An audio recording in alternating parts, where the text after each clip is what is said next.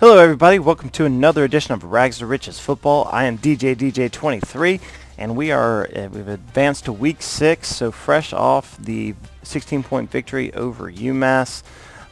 We got the bye week, so just wanted to go over a few things with you guys, show you what's going on standings-wise, how we're looking record-wise. We'll look at some statistics, and then of course we will look at some of those recruits that I showed you at the beginning of the year. Still don't have any commitments yet, but we'll get more into that as we go. So first of all, let's get started with the ESPN tab, and we're going to take a look at the conference standings,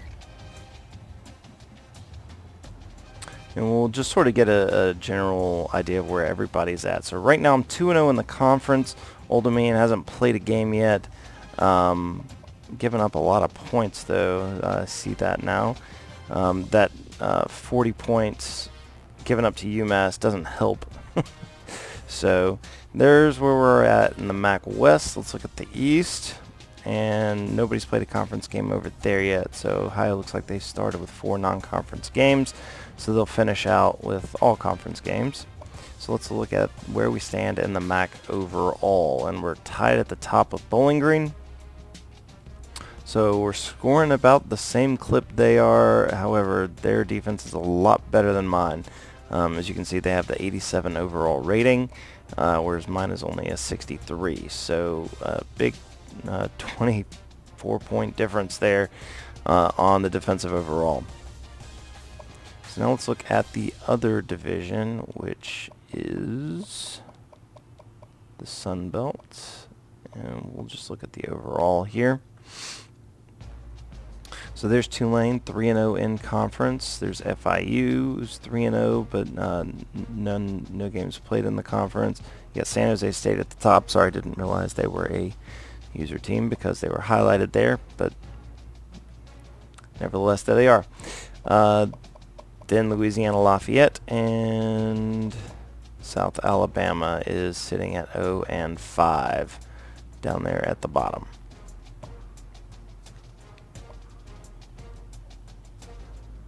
So we don't have any ranked teams yet. Nobody's ranked, so no point in looking at that. Let's take a look at the Heisman Watch. I'm pretty sure we don't have anybody. Oh, look at that. Look at San Jose State with the halfback is on the board. So right now it looks like Kyle Allen is leading the way. The quarterback from Texas A&M, Bo Wallace, Mark Wiseman at Iowa. And then there's Jared Lawson, the sophomore running back from San Jose State, who, goodness, put up a 200-yard performance. Looks like he might be doing that on a regular. Let's get more information. Let's see what's going on with him. He's averaging 5.9 a carry, averaging 157 a game. He's got 9 touchdowns with a long of 43, but it looks like he has a hard time going down once he gets hit with 141 yards after initial contact and 7 rushes of 20 yards or more. It looks like he's only broken 3 tackles total though. Let's see where he stands in the receiving game. He's got 10 catches for 30 yards, so not a huge receiving threat there. Let's see, maybe he's returning kicks. Nope, not returning kicks. So he's just a running back having a solid year, averaging 157 yards a game. And then Nick Marshall at Auburn rounds out the Heisman Watch.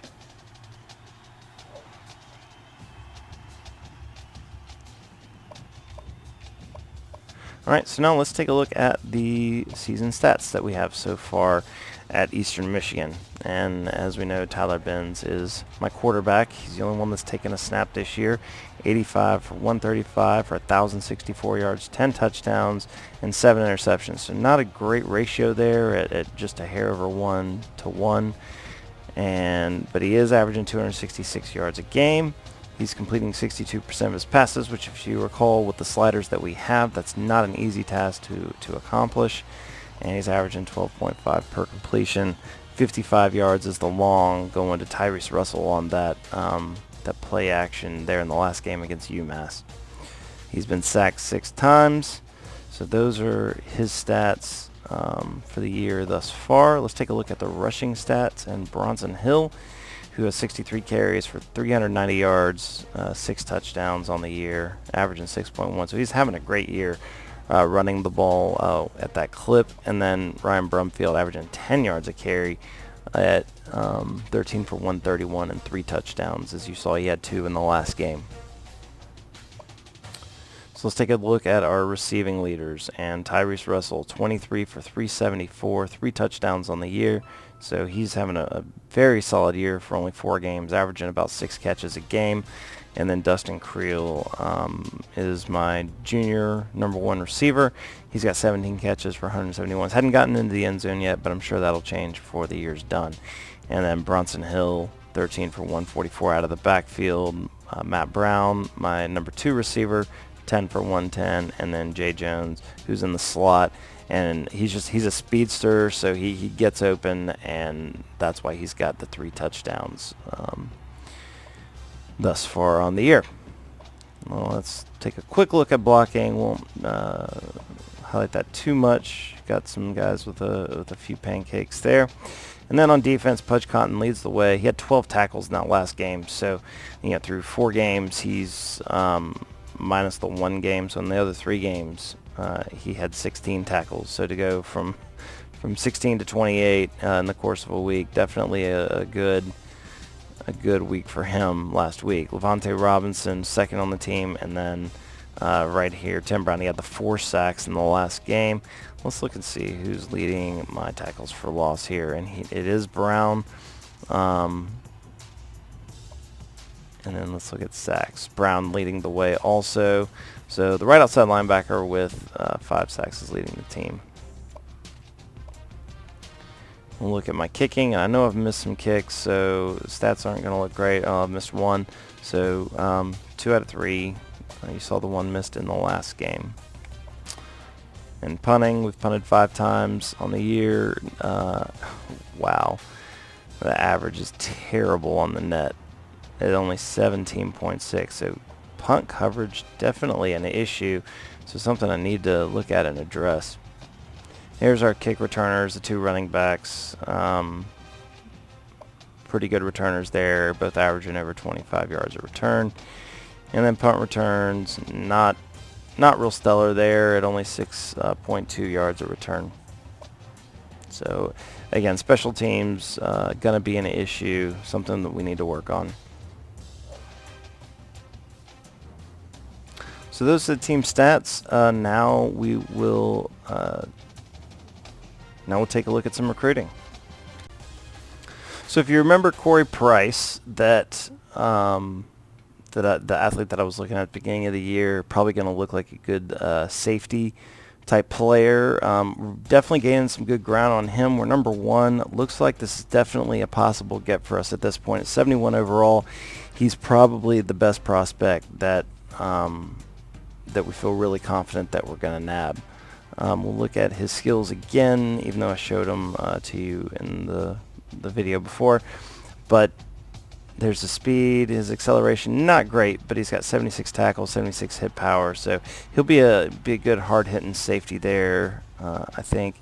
Man coverage is 69, play recognition 81, press is 70, and zone coverage 67. So, yeah, definitely looking more like a safety or maybe a linebacker of some sort of special hybrid linebacker safety player there.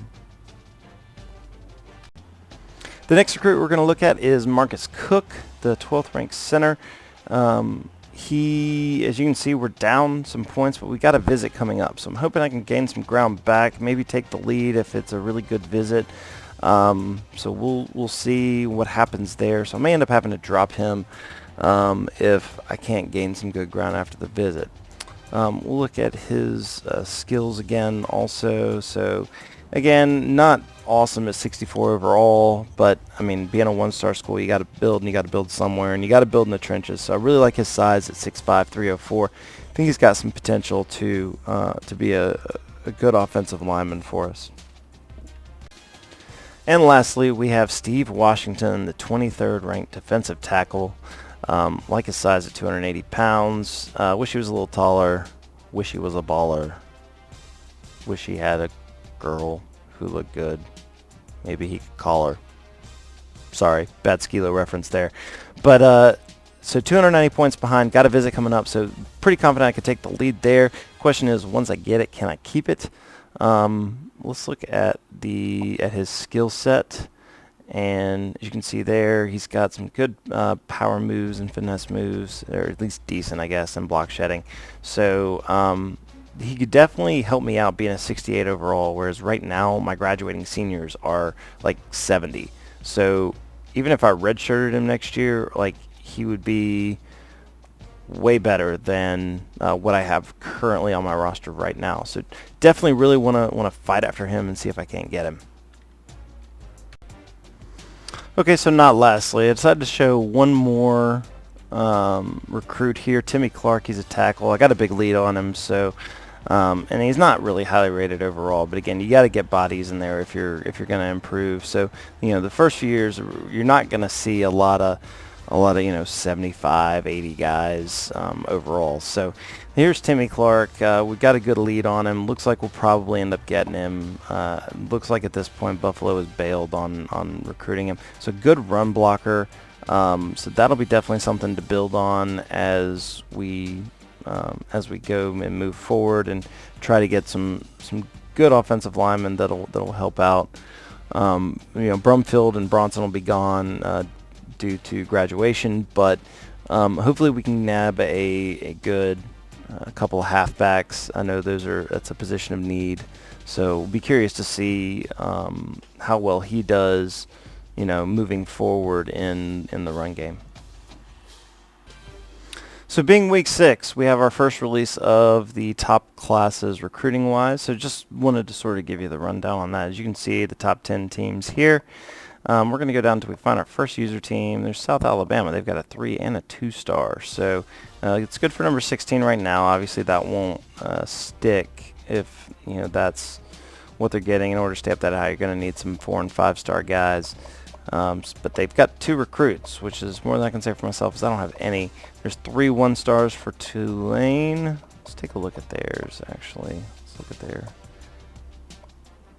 1-stars. I'm curious if they've got any JUCOs. I can't tell if they're JUCO from here or not. So fullback, corner, and defensive tackle. Good for number 37 class right now. There's Old Dominion. They've got a 2-star. And that's an athlete, so those are always a benefit to have. And kind of move them around and shift them into different positions between, at that size, probably a running back, a receiver, or a defensive back, a corner. Buffalo doesn't have any, and it looks like it's all zeros from here on out. Again, I know I don't have any, so they've probably got me down towards the bottom. San Jose State, Ohio, past a couple of others, FIU, Eastern Michigan. So there's, hey, I'm ranked higher than Alabama. What do you know? I'll take it. Sorry, kind of a joke, bad joke, but yeah, ranked 117th now with no recruits, but hopefully we can land a couple here in the next few weeks. I know the next game against East